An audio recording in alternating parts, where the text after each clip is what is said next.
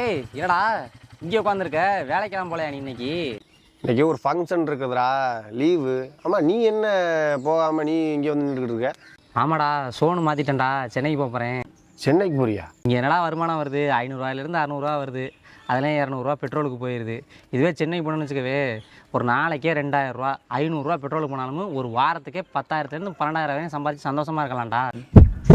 5 வருஷத்துக்கு முன்னாடி என் college friend ஒருத்தன் இங்கே சம்பளம் பத்தலைன்னு சொல்லி சென்னைக்கு போனான். அவன் ஊர் சரியான பட்டிக்காடு.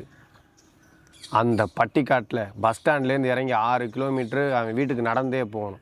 அந்த மண் ரோட்டில் முறையாக கவாசிக்கு நிஞ்சா H2R பைக்கோட டயர் தடத்தை பதிச்சான். அதுவும் ரெடி பேமெண்ட்டில். அது நடந்த அடுத்த வருஷம் லேம்போகினி காரு அதே ஊர் மண் தடத்தில் அவன் டயரை பதிச்சான். உள்ளே போனோம்னா 2 கிலோமீட்டருக்கு அங்கிட்டு ஒரு 2 ஏக்கரில் 2 PHKல ஒரு வீடு ஃபுல்லாக கண்ணாடி கிளாஸில். அவன் சென்னைக்கு போனதோட முக்கியமான காரணமே ஃபோட்டோகிராஃபி கிளாஸ் கற்றுக்கிட்டு ஒரு ஸ்டூடியோ ஆரம்பிக்கணும் தான். ஆனால் அவனுக்கு கீழே இன்னைக்கு 10 ஸ்டூடியோ இயங்குது. அதில் 10 பேருக்கு அவன் வேலை போட்டு கொடுத்துக்கிட்டு இருக்கிறான். யாருடா அவரு?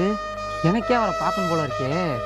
சென்னைக்கு போனால் இவ்வளவு சாதிச்சிடலாமா? அதான் சென்னைக்கு போகிறல்ல, பார்ப்பேன்.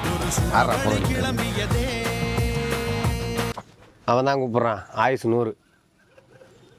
ஹலோ, சொல்லு மச்சான். மச்சான், சாப்பாட்டுக்கே வழி இல்லைடா. ஒரு 100ரூவா காசு இருந்தால் போட்டு விட்றா.